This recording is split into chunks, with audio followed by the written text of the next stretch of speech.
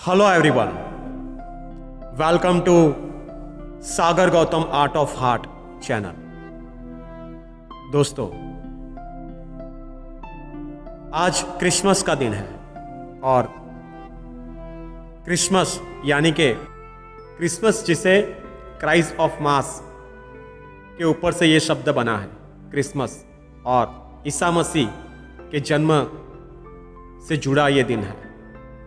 ईसा मसीह का जन्म इसी दिन हुआ था, इसलिए इसे क्रिसमस के दिन 25 दिसंबर क्रिसमस को मनाया जाता है। और इस दुनिया को चलाने वाला अगर कोई है तो वो ईसा मसीह, एक ऐसी शक्ति जो लोगों को ऊर्जा प्रदान करता है, कहीं ना कहीं जीवन जीने की एक शक्ति प्रदान करता है। आप में, हम में, जहां भी शरीर के अंदर जो भी सांस का आवागमन है वो उसी परमेश्वर की कृपा से है। तो आज क्रिसमस के दिन उसी परमेश्वर के चरणों में हम खुद को समर्पित करते हुए, उसका गुणगान करते हुए इस वीडियो की शुरुआत करते हैं। तो first of all, wish you merry Christmas, hallelujah. Roman साम्राज्य के पैलेस्टाइन के बेथलेहम शहर में यीशु का जन्म हुआ था। एक अस्तबल के अंदर यीशु का जन्म हुआ था और उस प्रकाश के जरिए, उस ज्योति के जरिए ये पूरा विश्व प्रकाशित हुआ। ईसा मसीह जिन्होंने लोगों को बहुतायत देने के साथ साथ जीवन जीने की प्रेरणा दी, लोगों को एक नया दृष्टिकोण दिया, और ऐसे ईसा मसीह जिसको याद करते हुए आज हम गर्व के साथ ये कह सकते हैं कि वे ईसा मसीह जिनका जन्म लोगों का उद्धार करने के लिए था। कई ऐसे लोग जो चल नहीं सकते थे, बोल नहीं सकते थे, देख नहीं सकते थे, ऐसे लोगों को भी ईसा मसीह की कृपा की वजह से चंगापन मिला, जो भले चंगे हो गए। तो इट्स मिरेकल। उसके चमत्कारों की बात कहे तो यीशु के चमत्कारों का कोई अंत नहीं है, इसलिए तो उसे परमेश्वर कहा जाता है। इसलिए तो कहा जाता है ईश्वर का रूप है जो बाइबल जिसकी वाणी में बसी। ईश्वर का रूप है जो बाइबल जिसकी वाणी में बसी, वो परम कृपालु, सबसे दयालु, वो है अपना ईसा मसीह। वो परम कृपालु, सबसे दयालु, वो है अपना ईसा मसीह। कहा जाता है कि आज से 2000 साल पहले बेथलेहम में ईसा मसीह का जन्म हुआ था। और ईसा मसीह का जन्म इसलिए हुआ था कि लोगों के अंदर एक ऐसी भावना का जन्म कर सके, लोगों को जागरूक कर सके, जो अज्ञानता के अंधकार में लोग जी रहे थे, उसको अंधकार से बाहर निकालकर एक ज्ञान के प्रकाश तक लाने की ईसा मसीह की कोशिश थी। लेकिन कहा जाता है कि उस वक्त रोमन के जो कट्टरपंथी धर्मगुरु थे, उन्होंने पिलातुस को ये शिकायत कर दी कि ईसा मसीह जो थे वो आम इंसान को, आम लोगों को अज्ञान के अंधकार से निकालकर जागरूक कर रहे हैं। इसलिए कट्टरपंथी के रूप में उन्होंने पिलातुस को शिकायत करके उन्हें भड़काने की कोशिश की।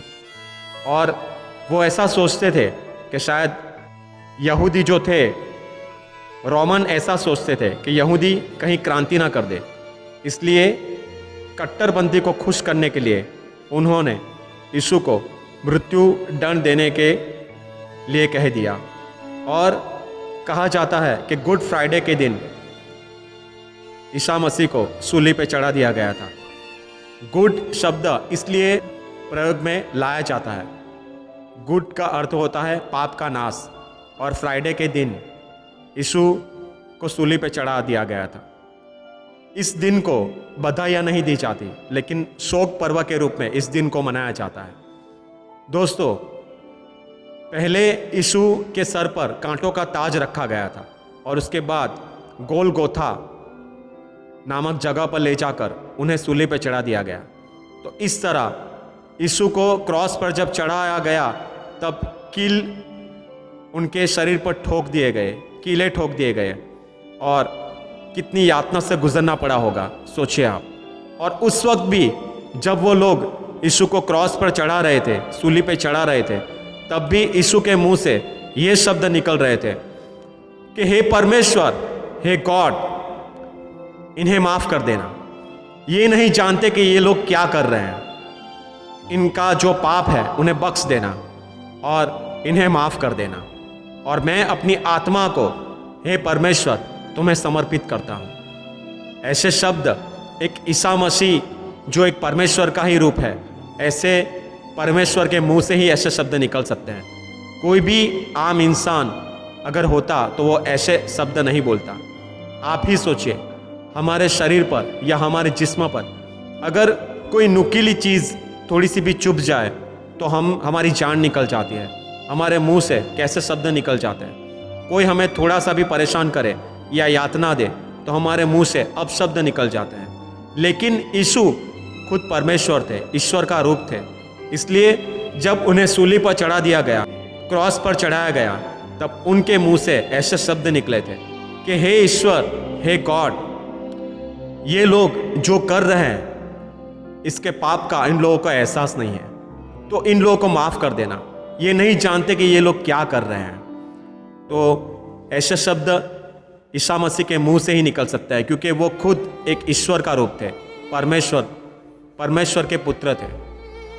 तो दोस्तों, मैं सिर्फ इतना कहना चाहता हूँ कि ईसा मसीह जो परमेश्वर के पुत्र के रूप में इस विश्व में आकर लोगों को अज्ञानता के अंधकार से बाहर निकालकर ज्ञान के प्रकाश में ले जाकर लोगों को जिंदगी जीने का एक नया दृष्टिकोण देने की कोशिश की, लेकिन उसके बावजूद भी उस वक्त भी ऐसे लोग थे, ऐसे क्रूर लोग थे जो ईसा मसीह जो ज्ञान का प्रकाश और लोगों को बहुतायत देने के लिए इस दुनिया में अवतरित हुए थे। ऐसे परमेश्वर के पुत्र को भी अगर वो लोग अपनी क्रूरता से उन्हें सूली पर चढ़ा सकते हैं, तो फिर आज के ज़माने में एक इंसान अगर दूसरे इंसान की जान ले तो ये कोई नई बात नहीं, क्योंकि आज भी ऐसे क्रूर लोग हैं जो एक इंसान होते हुए दूसरे इंसान की जान ले लेता है। आज हमें दुख के साथ ये कहना पड़ रहा है कि ईसा मसीह ने जिस ज्ञान के प्रकाश के द्वारा इस मानव जीवन को, इंसानों को एक नई सीख देने की कोशिश की थी कि इंसान को इंसान के काम आना चाहिए, इंसान को इंसान पे दया रखनी चाहिए, इंसान को इंसान की भावनाओं को समझना चाहिए। एक इंसान अगर खुद इंसान बन के दूसरे के ऊपर अत्याचार करता है, दूसरों को मारता है, दूसरों के साथ छल करता है, कपट करता है, धोखा करता है, खेल खेलता है, तो ये इंसान होते हुए भी इंसान नहीं है, लेकिन इंसान के रूप में एक राक्षस है जो दूसरों को हानि पहुंचाता है। मैं सागर, मैं सभी धर्मों को एक ही रूप से देखता हूँ, सर्वधर्म समभाव के दृष्टिकोण को लेकर जीता हूँ। मैं हर क्रिसमस को चर्च में भी जाता हूँ, कैंडल जलाता हूँ, और मैं देख नहीं सकता इसलिए मुझे किसी का सहारा लेना पड़ता है, लेकिन हर क्रिसमस को ईसा मसीह किसी न किसी को मुझे वहाँ तक पहुँचाने के लिए भेज ही देता है, और मेरी श्रद्धा और उनकी ओर बढ़ जाती है। इतना ही नहीं, मेरे लिए कृष्ण भी वही है, ईसा मसीह भी वही है, अल्लाह भी वही है, शंकर महादेव वो भी वही है, और गुरुद्वारा में जो बैठे हैं वो भी वही है।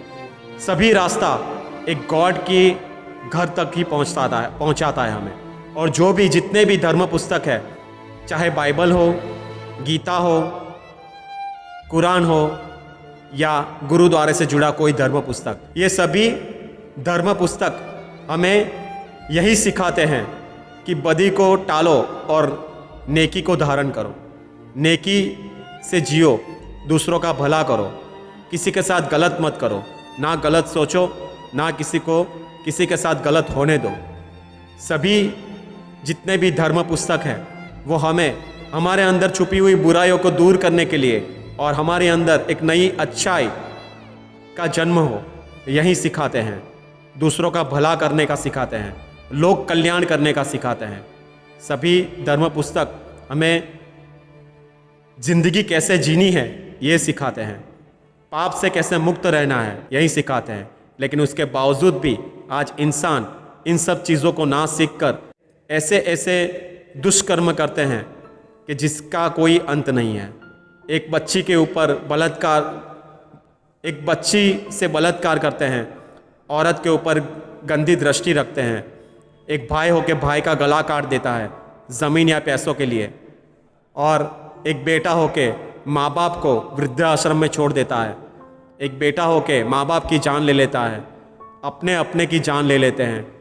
तो ये सब ईश्वर ने नहीं सोचा था, परमेश्वर के पुत्र ने ये सब नहीं सोचा था। वो तो एक ऐसा जीवन हमें देना चाहते थे जिसमें इंसान इंसानियत को लेके चले। अगर इस दुनिया के अंदर जितने भी धर्म हैं उन सबसे बड़ा अगर कोई धर्म है तो वो है इंसानियत।